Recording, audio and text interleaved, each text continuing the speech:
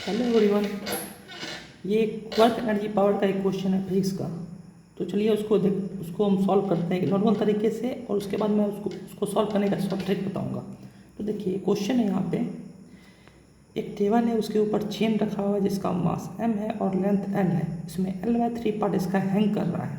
तुमको वर्क निकालना है, वर्क डन निकालना है, कितना वर्क डन लगेगा इस हैंगिंग पार्ट को इस टेबल पे लाने में। तो चलिए इसको हम नॉर्मल तरीके से सॉल्व करते हैं। इसको नॉर्मल तरीके से सॉल्व करने का तरीका है work energy theorem. Work energy theorem कहता है work done by all force is equal to change in kinetic energy. तो यहाँ पे इसको हम स्लोली खींच रहे हैं, तो चेंज इन काइनेटिक एनर्जी 0 हो जाएगा। तो आप मतलब ये तरीका देख लीजिए, मतलब मैथमेटिक्स है इतना तो आप समझ जाएगा। तो अब हम डायरेक्ट इस स्टेप पे आते हैं। हम जानते हैं work done by non conservative force जो होता है चेंज इन पोटेंशियल एनर्जी के बराबर होता है। तो चेंज इन पोटेंशियल एनर्जी मतलब इनिशियल तो यहाँ पे 0 हो जाएगा, क्योंकि इसका रेफरेंस पे इनिशियल पोटेंशियल एनर्जी 0 होता है। तो फाइनल पोटेंशियल एनर्जी जो होगा mgh के बराबर होगा। मतलब यहाँ पे मास जो है, हम हैंगिंग पार्ट का मास देखिए कितना मास हैंग कर रहा है, m/3 मास हैंग कर रहा है। तो m/3 g तो वही रहेगा, और h हाइट, यहाँ पे हम हाइट सेंटर ऑफ मास से हाइट लेना है। तो ये पूरे हैंगिंग पार्ट का लेंथ है L/3, तो उसका आधा कितना हो जाएगा L/6। तो यहाँ पे L/6 लेंगे तो टोटल आंसर इसका mg L/18 आ जाएगा। आप यहाँ पे आप मतलब ये सब बिना किए भी आप स्टेप डायरेक्ट भी आ सकते हैं। जब भी क्वेश्चन में ये ना दिया हो, कंजर्वेटिव फोर्स का जिक्र ना किया हो, तो हम उस work done by non conservative force ही समझेंगे। और work done by non conservative force जो होता है हमेशा चेंज इन पोटेंशियल एनर्जी के बराबर होता है, इतना आप समझ जाइए। अब चलिए आते हैं शॉर्ट ट्रिक पे। इस क्वेश्चन को सॉल्व करने का शॉर्ट ट्रिक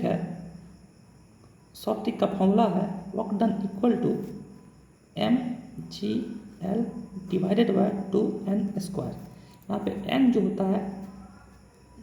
होता है, हैंगिंग पार्ट होता है, कितना पार्ट हैंग कर रहा है। तो यहाँ पे देखिए यहाँ पे हैंग कितना कर रहा है, 1/3 पार्ट हैंग कर रहा है, 1/3 पार्ट हैंग कर रहा है। तो इसमें n जो होता है, डिनोमिनेटर को हम n मान लेते हैं यहाँ पे। तो यहाँ पे देखिए, तो इसको सॉल्व करने का तरीका है mgl डिवाइडेड बाय 2, डिनोमिनेटर को n मान लिया यहाँ पे, तो 3 का स्क्वायर, तो mgl डिवाइडेड बाय 18, ये इसका आंसर। तो मतलब इसका शॉर्ट ट्रिक का फॉर्मूला यही है।